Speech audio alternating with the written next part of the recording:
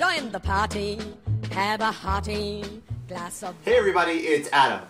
We are continuing our Christmas series today, and I'm going to show you how to make Jam Thumbprint Christmas cookies. They are a big favorite in my family, and they go fast, and they're really simple, and I have a little secret that makes them come out perfect. So let's get started. Per usual with baking cookies, I'm going to begin by creaming my butter with my sugar. I've got a stick and a half of unsalted butter at room temperature, and I'm going to cream that with 2/3 of a cup of white granulated sugar.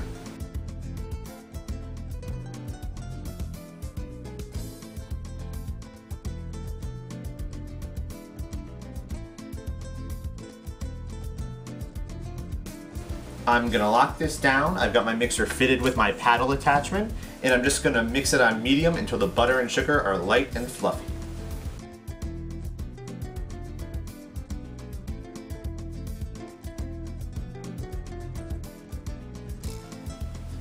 The next thing I'm going to add is 3 ounces of cream cheese. It's kind of a secret ingredient. Sometimes people will use sour cream in cakes.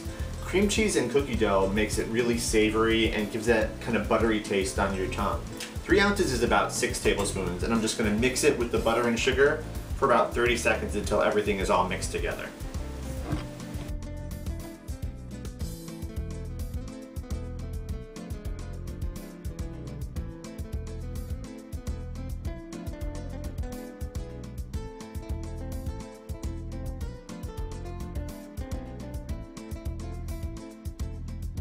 The next thing I'm going to do is take 1 large egg and a 1.5 teaspoons of vanilla extract, mix them in this bowl really quickly, and then mix them in with my batter for about 30 seconds.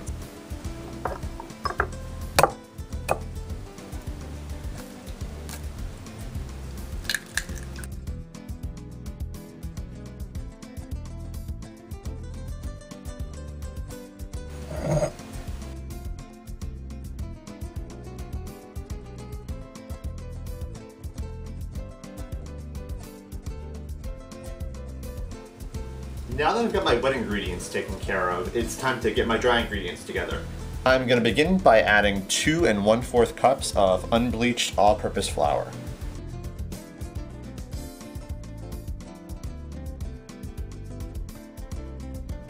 Now I'm going to add 1/4 of a teaspoon of baking powder. And now 1/2 teaspoon of baking soda. And 1/2 teaspoon of salt. I'm just going to give this a quick mix and then add it to my butter and sugar.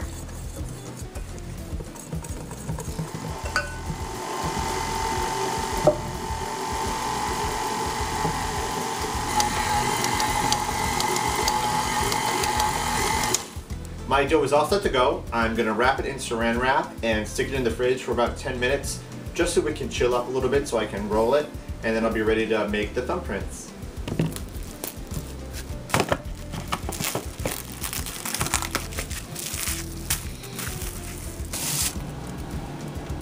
Now that my dough is chilled, it's much easier to work with. I've got a cookie sheet here lined with parchment paper so nothing sticks, and what I'm going to do is take my dough, probably about 1 teaspoon, 1.5 teaspoons, and roll it into balls, and then slowly give it a quick little thumbprint so I have a place to put the jelly in a little while.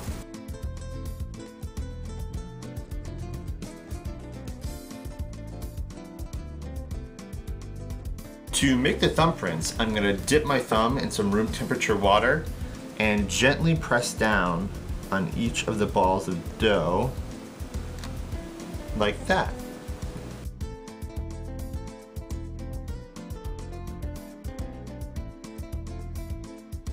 I've made the thumbprints in all of my little dough balls, and I'm now ready to stick them in the oven. I'm not going to fill them with jam yet, and this is the secret.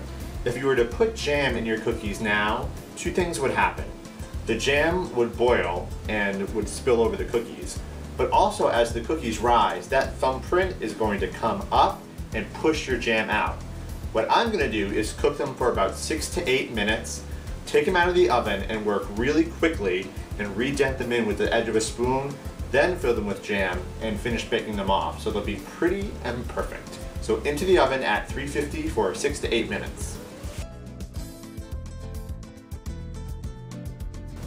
As you can see, my cookies have risen a little bit after they've baked for about 8 minutes. I'm going to take the back of my teaspoon and press it down while the cookies are still soft. Gently, but don't mess around. And make another little indent in each one. Now that I've made my final indents in the cookies, it's time to fill them up with the jam. I'm using blackberry jam. You could also use raspberry or apricot. Just remember, you really don't want seeds in the jam because the seeds will burn and you don't want anybody cracking a tooth. I'm going to put a little less than half a teaspoon in each cookie and then shove them back in the oven for another 8 to 10 minutes.